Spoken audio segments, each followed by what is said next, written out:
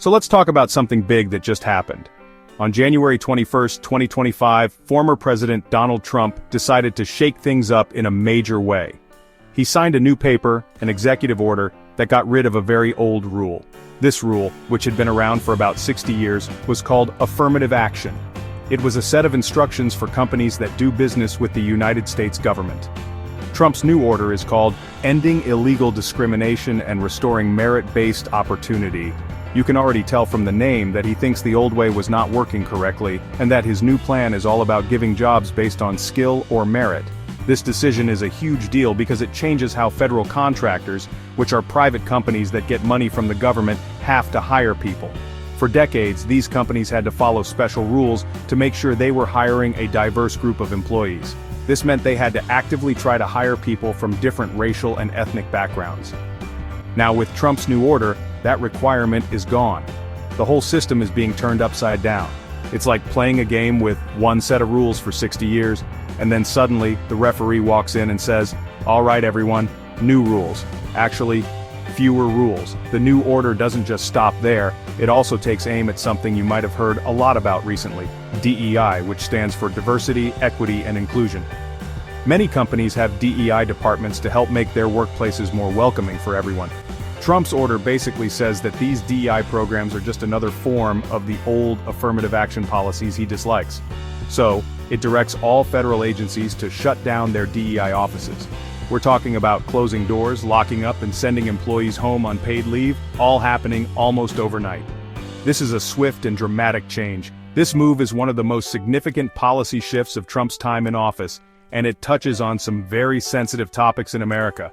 It's about race, jobs, and what fairness really means in the workplace.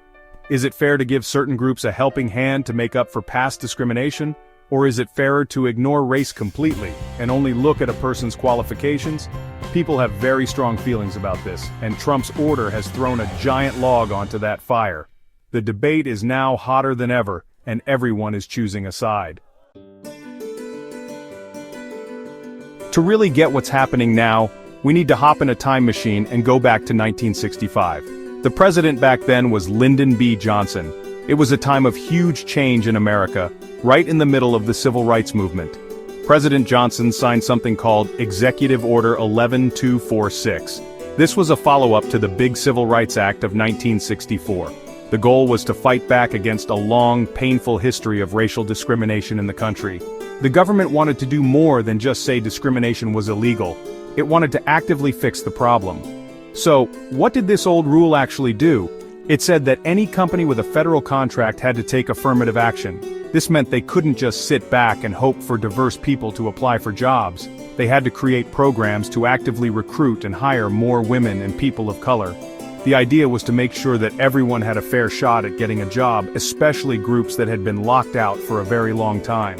It was about leveling the playing field, making sure the workforce looked a little more like the country itself. To make sure companies were actually following the rules, the order created a government office. This office is called the Office of Federal Contract Compliance Programs, or OFCCP for short. Think of the OFCCP as the police for federal contractors. Their job was to check on these companies and make sure they weren't discriminating against people because of their race.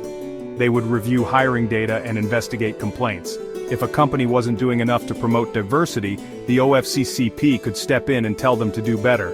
It was a system of checks and balances for workplace fairness. Over the years, this idea of affirmative action became a very important but also very controversial part of American life. For many people, it was a necessary tool to correct historical injustices and create opportunities that wouldn't exist otherwise. They saw it as a way to open doors that had been slammed shut for generations. But for other people, it started to feel like the government was forcing companies to use quotas, or to hire someone based on their race instead of their skills. This is the complicated history that led us to where we are today. Now let's look at what President Trump's new order actually does. It's not just a suggestion, it's a direct command to change course. The order officially repeals President Johnson's 1965 rule. This means the mandate for federal contractors to have affirmative action programs is completely gone. The new focus, as the title suggests, is on merit-based opportunity.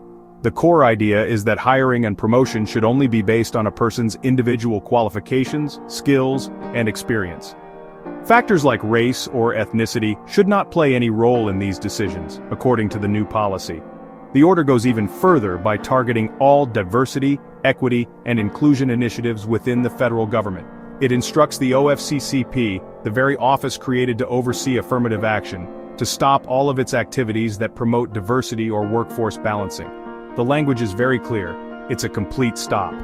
By the end of the next business day, January 22, 2025, all federal offices dedicated to DEI were ordered to close their doors.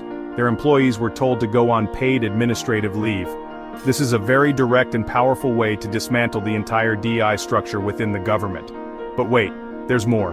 The order also gets rid of several other related policies from past presidents. This includes a 1994 order about environmental justice in minority populations, and a 2011 initiative focused on diversity and inclusion in the federal workforce. Even a 2016 memo about diversity in national security jobs was canceled. It's like a spring cleaning of policies, where anything with the words diversity or inclusion was swept away. The goal is to create a single, unified standard for federal employment, a colorblind, merit-only system. So, what does this all mean for a company that works with the government?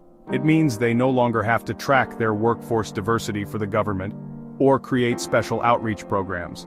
They can, in theory, just hire the person they think is best for the job without worrying about meeting diversity goals.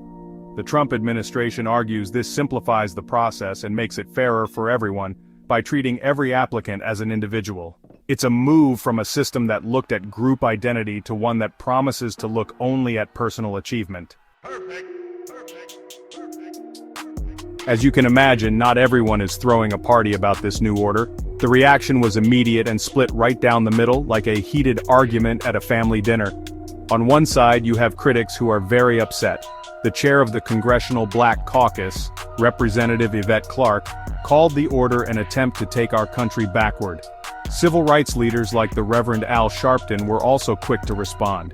His organization announced a plan to boycott any private businesses that stop their diversity efforts, using the economic power of black consumers to push back.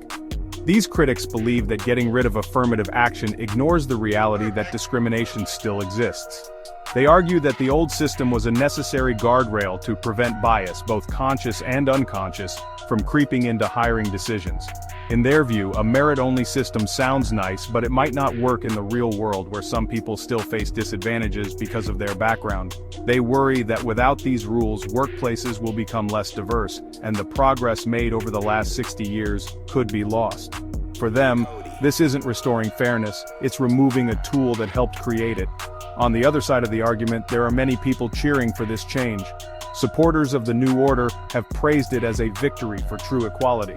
For instance, Representative Tim Walberg, a Republican, said that DEI programs are antithetical to American exceptionalism and have only served to make things more expensive. Think tanks like the Heritage Foundation also supported the move. One of their experts, Giancarlo Canaparo, argued that the 1965 order was actually damaging because it made everyone too focused on race and created grievances instead of unity.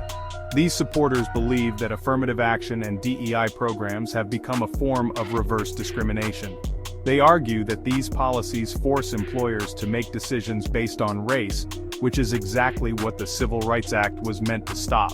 In their eyes, the best way to achieve a colorblind society is for the government to be colorblind itself.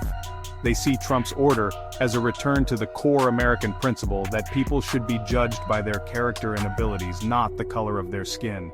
This is a step toward what they call a true colorblind meritocracy.